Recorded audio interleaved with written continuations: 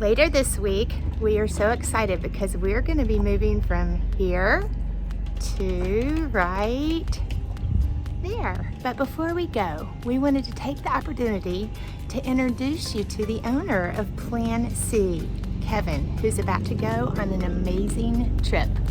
Let's find out all about it.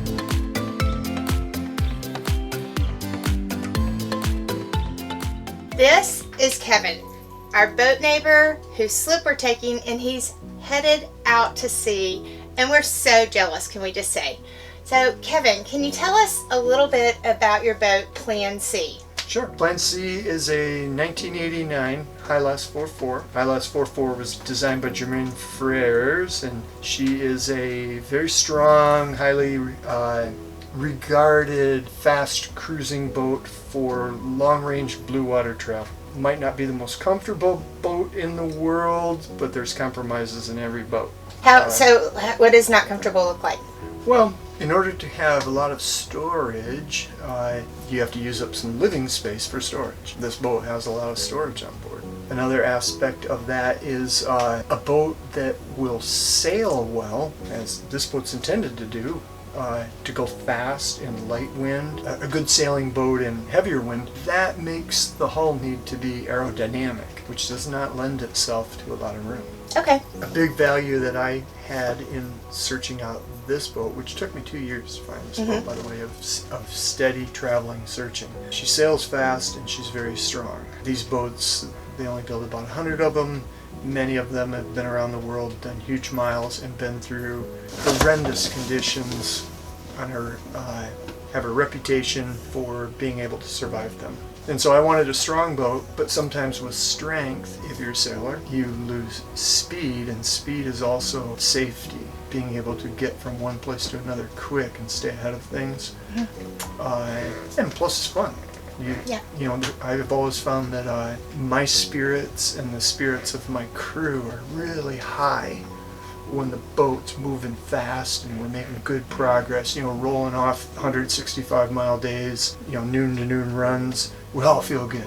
If the boat's not going fast, it kind of gets down a little bit. Yes. Kevin, where are you headed out to in 3 days? We're going to depart San Diego for Cabo San Lucas to check into Mexico and Cabo San Lucas. Okay. And then from there, we'll cruise up into the Sea of Cortez, go across the sea eventually to the mainland of Mexico, and work our way down the coast of Mexico, probably down to Zihuatanejo. We don't normally, when cruising, stay in any one place for very long. A few days, do some hikes, see what's there, have some fun, do some surfing, and move on. I just want to mention something.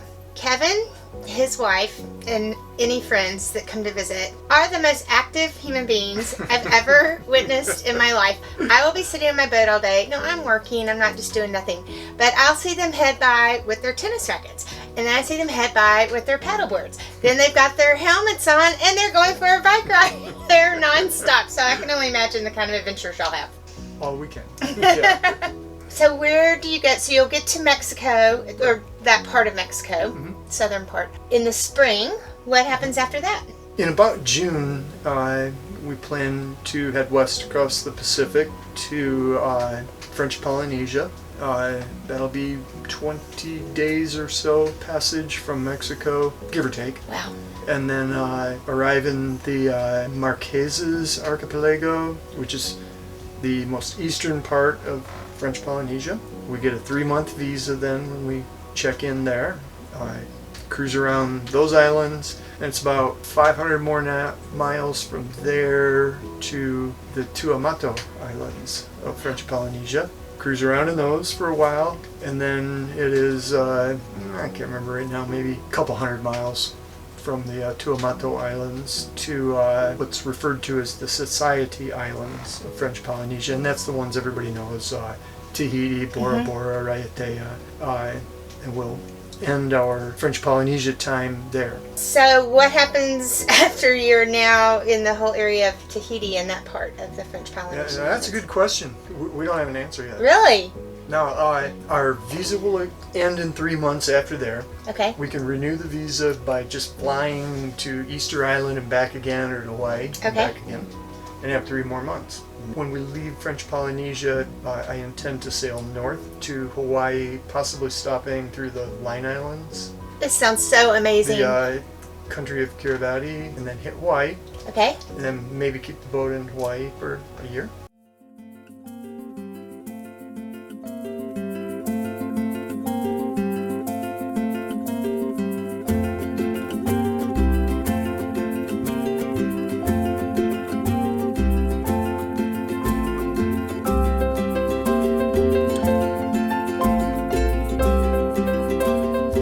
Part of this interview is I didn't know any of this.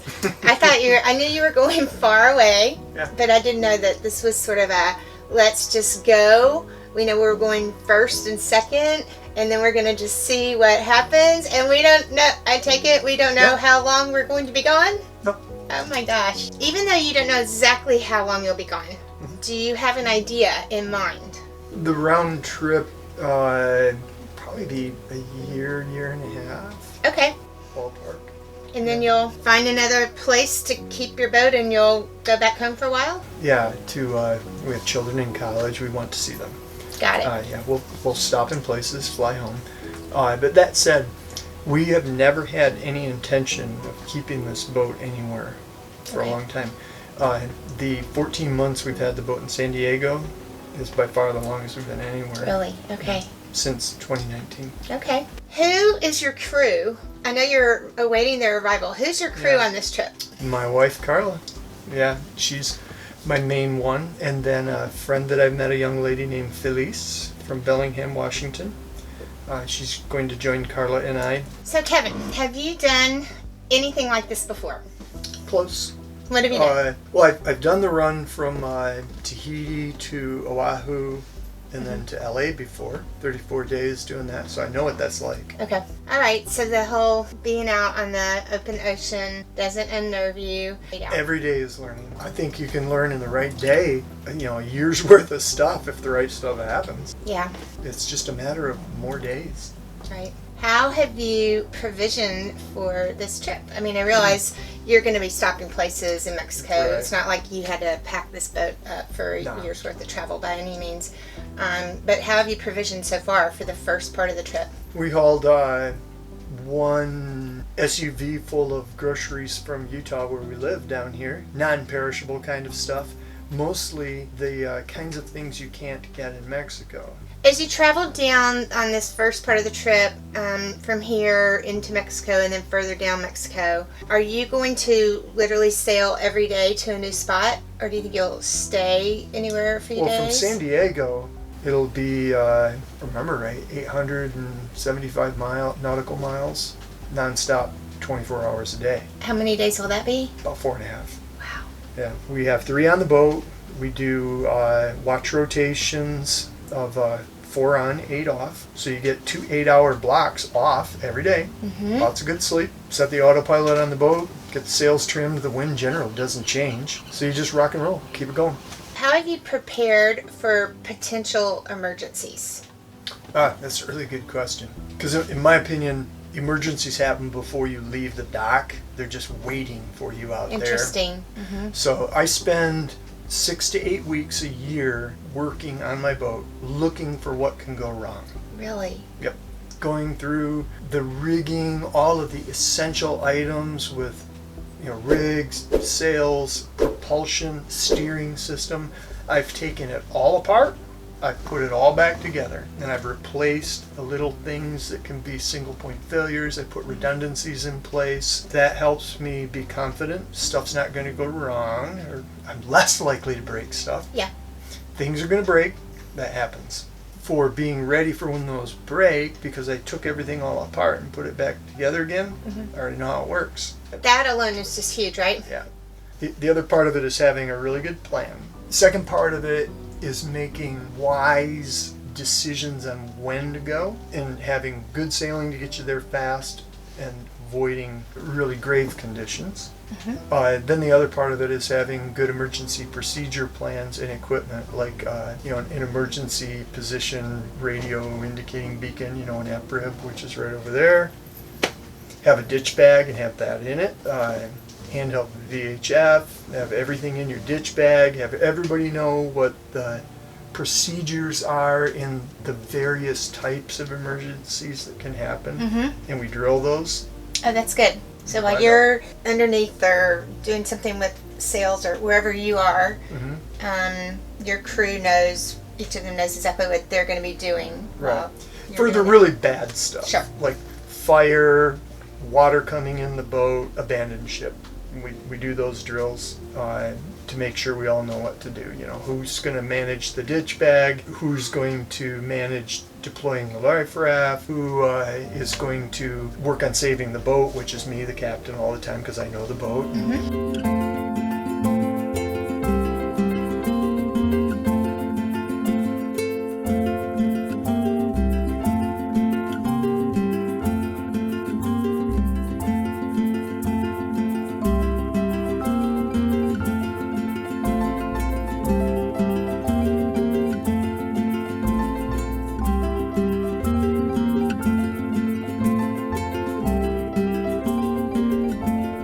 How fast will you typically go?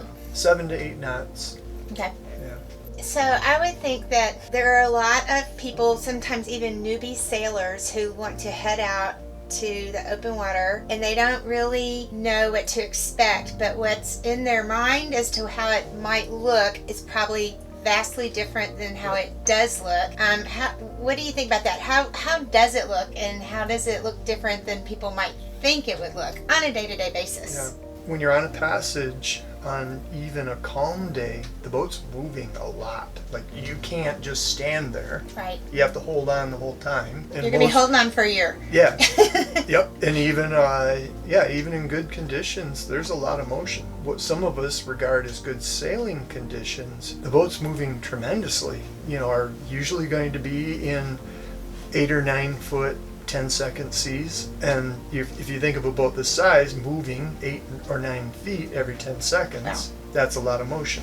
And it takes some time to learn how to live within that, how to move around the boat in a way that works and hold on, how to cook, you know, how to make a pot of coffee, how to write, how to read, how to go to the bathroom. Yeah. You know, it's a lot. Right, and it doesn't end. What do your kids think? You mentioned you have kids in college. Yeah. What do your kids think?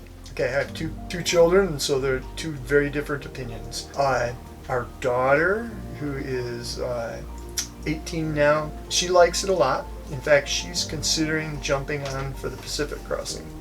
She has done 3 cruises, summer cruises of about 4 months with her on the boat when we were in the Northwest and coming down the West Coast, and she likes that. Our son, it's not his thing. Okay, so this is where y'all are going to be cooking all your meals for a year. Well, when you're not out at fun restaurants in these exotic places. But I love, first of all, the stove is pretty awesome. The stove is gimbaled so that when the boat's moving around, the stove stays level. Your boiling pots and fry pans and all that will stay right there. It has little clamp things you move around to hold the pots and pans on the stove. You're moving on a boat that's moving 5-6 feet at a time every few seconds. So a galley's made small with handles and knee braces, so you can be cooking here and braced between things and doing what you're doing, chopping here and whatever, and you're always braced between these walls because the boat literally is moving this much. Wow. This stove will be going like this when we're at sea sailing, and so you're trying to hold on the whole time. Yeah. Right? And oh, by the way, these are the fridge and freezers. On ocean-going sailboats that go long range, they're top loaders so that when you open it, the cold doesn't, if it was a side loader, the cold would fall right out. Mm-hmm. And so would your stuff. And so the stuff, yeah. Yeah, so would your stuff, yeah. So they're all top loaders, yeah. Very nice. Everything has handles everywhere. That's great. Yeah. Okay, this is the whole crew of Plan C. They're all together now. They're taking off at around 8 a.m. And we need to get some parting words. What are you thinking, Kevin? Fast sailing, live slow. Ready or not, here we go. Hope we packed enough wine. Those sound like great words. We can't wait to follow along your adventures. I hope you'll post on right. Instagram. And y'all are brave. We want to be y'all one day. And best of luck and God bless. Thank you. All righty.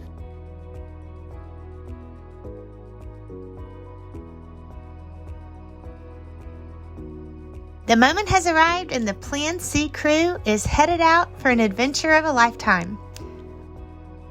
As Marina and San Diego Bay dwellers for now, we are so jealous and we can't wait for retirement and to head out on our own big adventures. Hey, we would love to hear about your own adventures at sea. Can you please share in the comments below? We thank you for joining us, and we'll see y'all soon.